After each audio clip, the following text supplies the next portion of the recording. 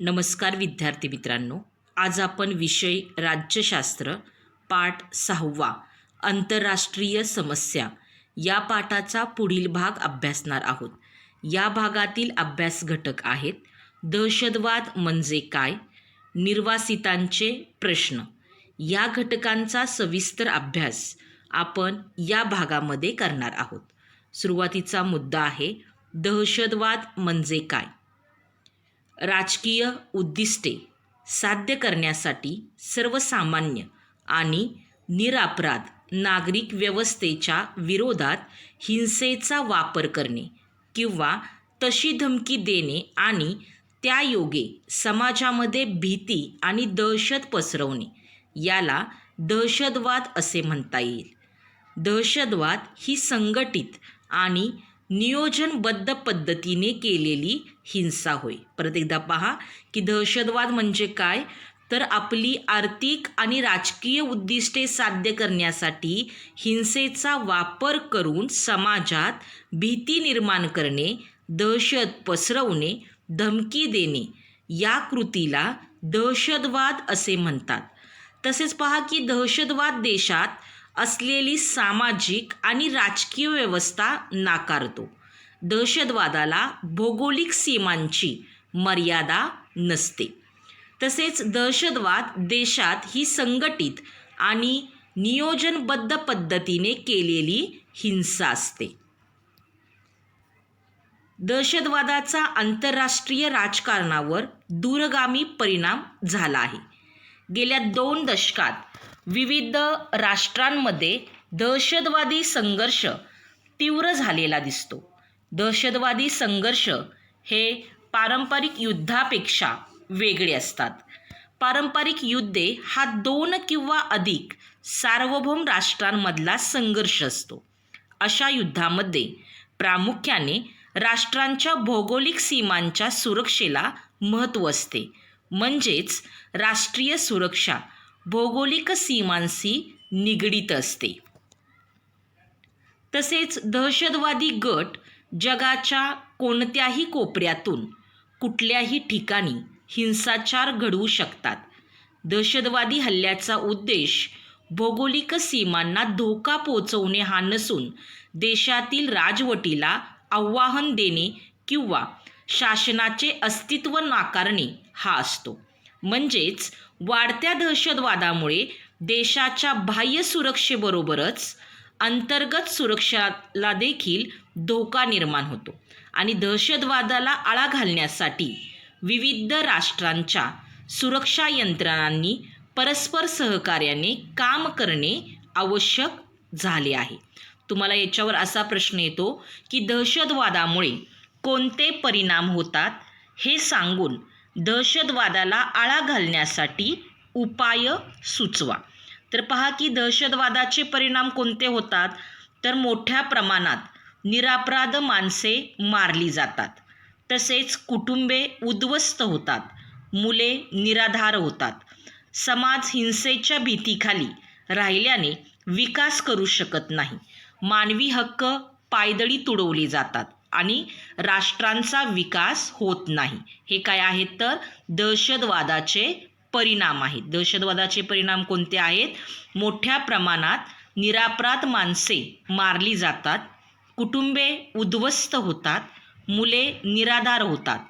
तसेच समाज हिंसेच्या भीतीखाली राहिल्याने विकास करू शकत नाही. मानवी हक्क पायदळी तुडवले जातात आणि राष्ट्रांचा विकास होत नाही. आणि दहशतवादाला आळा घालण्यासाठी कोणते उपाय आहेत, तर दहशतवादी कृत्यांना वेळीच चाप लावला पाहिजे. तसेच जातीयवाद, वंशवाद आणि धर्मश्रेष्ठत्व असल्या बाबींचा प्रसार रोखला पाहिजे आणि कोणत्याही अतिरेकी विचारांचे फाजील न करता त्याचवेळी त्यावर नियंत्रण आणावे आणि सर्व जनतेला समानतेने वागवून सर्वांचा विकास साधण्याचा शासनाने प्रयत्न करावा. हे काय आहेत, तर दहशतवादाला आळा घालण्याचे उपाय. पहा, दहशतवादाला आळा घालण्याचे उपाय कोणते आहेत, तर दहशतवादी कृत्यांना वेळी चाप लावला पाहिजे. तसेच जातीयवाद, वंशवाद आणि धर्मश्रेष्ठत्व असल्या बाबींचा प्रसार रोखला पाहिजे. कोणत्याही अतिरेकी विचारांचे फाजीललाड न करता त्याचवेळी त्यावर नियंत्रण आणावे.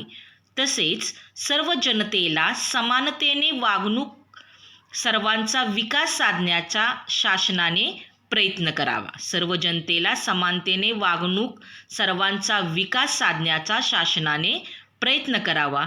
हे काय आहेत तर दहशतवादाला आळा घालण्याचे उपाय आहेत. त्यानंतरचा जो मुद्दा आहे तो आहे निर्वासितांचे प्रश्न. पहा की ज्या व्यक्तींना अनिच्छेने किंवा जबरदस्तीने आपली मातृभूमी सोडावी लागते व आश्रय मिळवण्यासाठी किंवा सुरक्षिततेसाठी दुसऱ्या राष्ट्रात जाणे भाग पडते, अशा लोकांना निर्वासित असे म्हटले जाते. विशिष्ट वंश, धर्म असलेल्या लोकांचा छळ होणे किंवा त्यांना हाकलून देणे, युद्ध किंवा आपत्तीमुळे आपल्या देशाचा त्याग करण्यास भाग पडणे इत्यादींमुळे लोक निर्वासित होतात. अशा परिस्थितीत आपला देश सोडून दुसऱ्या राष्ट्राकडे आश्रय मागण्याची वेळ येते. पहा, तुम्हाला याच्यावर असा प्रश्न येतो, निर्वासित म्हणजे काय? तर ज्या व्यक्तींना अनिच्छेने किंवा जबरदस्तीने आपली मातृभूमी सोडावी लागते व आश्रय मिळवण्यासाठी किंवा सुरक्षिततेसाठी दुसऱ्या राष्ट्रात जाणे भाग पडते, अशा लोकांना निर्वासित असे म्हटले जाते. तसेच पहा की दुसऱ्या महायुद्धापूर्वी जर्मनीमध्ये ज्यू लोकांचा छळ झाला. त्यांचे नागरिकत्व व संपत्ती हिरावून घेतली गेली. त्यामुळे ज्यू लोक निर्वासित झाले. 1971 मध्ये पूर्व पाकिस्तानातील जनतेचा राजकीय व धार्मिक छळ झाल्यामुळे तेथील लोक निर्वासित झाले आणि भारतात आश्रयाला आले. गेल्या काही वर्षात इराक आणि सिरियामधील युद्धजन्य परिस्थितीमुळे तेथून मोठ्या प्रमाणावर लोक निर्वासित म्हणून बाहेर पडत आहेत आणि निर्वासितांची अशी अनेक उदाहरणे आपल्याला सांगता येतील. पहा की दुसऱ्या महायुद्धापूर्वी जर्मनीमध्ये ज्यू लोकांचा छळ झालेला होता आणि त्यांचे नागरिकत्व व संपत्ती हिरावून घेतली गेली आणि त्यामुळे ज्यू लोक निर्वासित झालेले होते. आणि 1971 मध्ये पूर्व पाकिस्तानातील जनतेचा राजकीय व धार्मिक छळ झाल्यामुळे तेथील लोक निर्वासित झालेले होते आणि ते भारतात आश्रयाला आले. पहा, तुमच्यासमोर जे चित्र दिसत आहे ते चित्र आहे निर्वासितांना संयुक्त राष्ट्रांचे सहाय्य. निर्वासितांना संयुक्त राष्ट्रांचे सहाय्य याचे हे चित्र आहे. तसेच पहा की कोणत्याही राष्ट्रातील लोकांना जेव्हा निर्वासित व्हायचे म्हणजे आपला देश सोडायची वेळ येते तेव्हा त्यांना अनेक समस्यांना तोंड द्यावे लागते. महत्त्वाची समस्या असते ती आपला देश सोडून कोठे जायचे आणि ते राष्ट्र आपल्याला स्वीकारेल का, हे प्रश्न त्यांच्यासमोर असतात. पहा की ज्या वेळेस निर्वासित व्हायची वेळ येते किंवा आपला देश सोडायची वेळ येते तेव्हा निर्वासितांसमोर अनेक समस्यांना तोंड द्यावे लागते. त्यामध्ये महत्त्वाची समस्या असते की ती आपला देश कोठे जायचे, आपला देश सोडून कोठे जायचे आणि ते राष्ट्र आपल्याला स्वीकारेल का, हे प्रश्न त्याच्यासमोर असतात. तसेच दुसरे म्हणजे आपल्याबरोबर कुटुंबातील माणसांना सुरक्षितपणे घेऊन जाणे याचा प्रचंड शारीरिक आणि मानसिक ताण असतो. याशिवाय कठीण रस्ता, लपून छपून जाणे, नैसर्गिक समस्या जसे ऊन, पाऊस, वादळ वारा, अन्नधान्याची टंचाई, आजारपण, पाठलाग करणारा शत्रू इत्यादी समस्या असतातच. यामध्ये अनेक लोक मृत्यू पावतात. पहा, तुम्हाला याच्यावर असा प्रश्न येतो, देश सोडण्याची वेळ येणाऱ्या निर्वासितांसमोर कोणत्या अडचणी असतात? देश सोडवण्याची वेळ येणाऱ्या निर्वासितांसमोर कोणत्या अडचणी असतात, तर आपला देश सोडून कोणत्या देशात जायचे, तो देश आपल्याला स्वीकारेल का, तसेच कुटुंबातील सर्वांना सुरक्षितपणे घेऊन जाणे जमेल का, हा शारीरिक व मानसिक ताण असतो. तसेच कठीण रस्ते, ऊन, वारा, पाऊस या नैसर्गिक अडचणी, अन्नसामग्रीची टंचाई, आजारपण, मृत्यू इत्यादी अडचणी असतात. आणि स्थलांतर करताना लपून छपून जाणे, पाठलाग करणाऱ्या शत्रूला चकवणे याचाही ताण निर्वासितांना सहन करावा लागतो. तसेच सुरक्षित ठिकाणी पोहोचल्यावर नवीन समस्या असतात. उदाहरणार्थ कामधंदा शोधणे, राहण्यासाठी जागा आणि इतर रोजचे प्रश्न यांना तोंड द्यावे लागते. दुसऱ्या राष्ट्रातील भाषा, संस्कृती भिन्न असेल तर त्यांच्याशी जुळवून घेण्यास अनेक अडचणी येतात. ज्या राष्ट्रात निर्वासित आश्रय घेतात तेथील समाज त्यांना स्वीकारेल असे सांगता येत नाही. उलट निर्वासितांची संख्या वाढल्यामुळे राष्ट्रावरचा बोजा अधिक वाढतो. पहा की सुरक्षित ठिकाणी पोहोचल्यावर नवीन समस्या निर्वासितांसमोर असतात. त्या कोणत्या आहेत, तर कामधंदा शोधणे, राहण्यासाठी जागा आणि इतर रोजचे प्रश्न यांना तोंड द्यावे लागते. तसेच दुसऱ्या राष्ट्रातील भाषा, संस्कृती भिन्न असेल तर त्याच्याशी जुळवून घेण्यात अनेक अडचणी येतात. ज्या राष्ट्रात निर्वासित आश्रय घेतात तेथील समाज त्यांना स्वीकारेलच असे सांगता येत नाही. उलट निर्वासितांची संख्या वाढल्यामुळे राष्ट्रावरचा बोजा अधिक वाढतो. जीवनावश्यक वस्तूंची टंचाई निर्माण होते. गुन्हेगारीचे प्रमाण वाढते. महागाई वाढते. स्थानिकांच्या नोकऱ्यांवर गदा येते. शांतता व सुव्यवस्थेचा प्रश्न निर्माण होतो. अशा अनेक समस्या निर्माण होतात.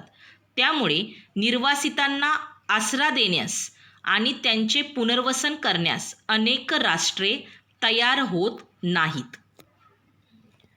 तसेच पहा की निर्वासितांच्या बाबतीत आंतरराष्ट्रीय स्तरावर 1951 मध्ये काही तरतुदी करण्यात आल्या आणि त्यानुसार निर्वासितांना त्यांच्या इच्छेविरुद्ध त्यांच्या मूळच्या देशात परत पाठवता येणार नाही अशी तरतूद केली गेली.